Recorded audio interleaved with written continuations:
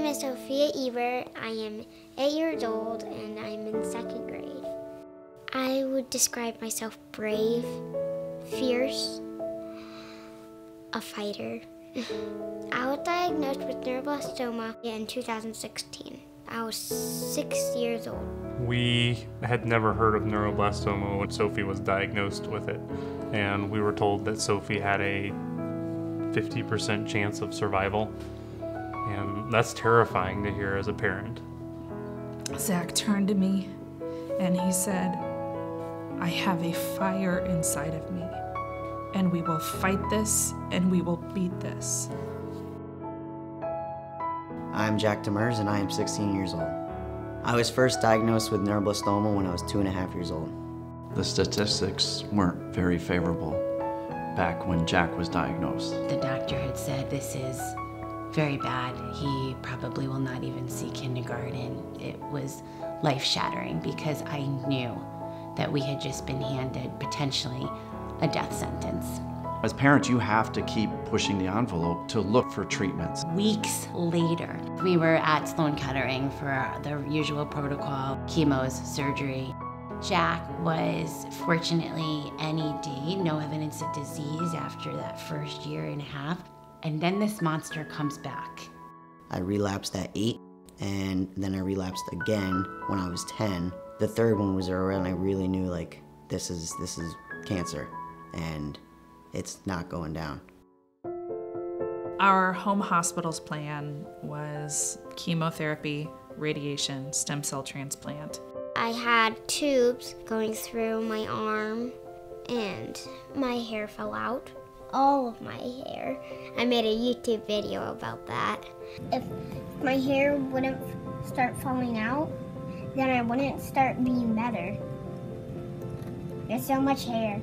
I am a clinical trial specialist, and so I knew that there were other options beyond what had been presented to us. I just needed to find them. I put the question out there to other parents who were further along in the journey, what do you wish you would have known at the beginning? And I got just overwhelming response, go to Sloan. You need to look at Band of Parents and what they're doing. At Memorial Sloan Kettering, the drugs that are now the standard of care are paid for, some in full, some in part, by the Band of Parents. They funded things such as the 3F8 humanized antibodies. They were able to further the process of the neuroblastoma vaccine, which had never been out before. What the Band of Parents has funded has almost changed the protocol for neuroblastoma. Jack was the 10th child to receive the neuroblastoma vaccine for the very first time. The first 9 kids ahead of me that took it were doing extremely well with it. So that really enforced the decision from my parents to say, yes, he's gonna do this, and we're gonna see what this can do. In June of 2016, we took Sophie to Sloan. After radiation was complete, we started 3F8.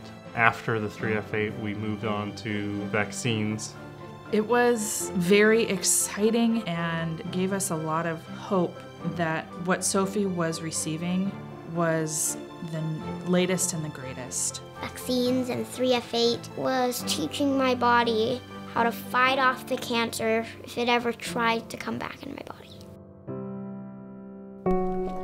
I believe that the vaccine for neuroblastoma is a huge game changer. When Jack was first diagnosed in 2004, the survival rate was 20 to 30%. And now in today's world of neuroblastoma that we are now starting to see 70, 80, 90% success rates, it's very hopeful for the future. My last vaccination was March 2011, and I have been cancer-free for 7 years. Now I'm growing, and I'm 16 years old and doing what every normal kid does.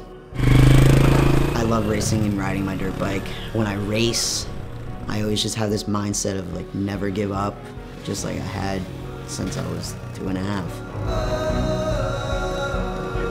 I truthfully feel that because of Band of Parents and their funding for this vaccine, I am alive today. High five. Sweet. It's wonderful to be at a place where you look at our daughter and you have no idea what she's gone through. She's so much more confident because she has conquered this and gone through the fire and come out. She is a warrior. Knowing that I don't have cancer anymore, I felt excited. I felt relieved. It felt like I was free.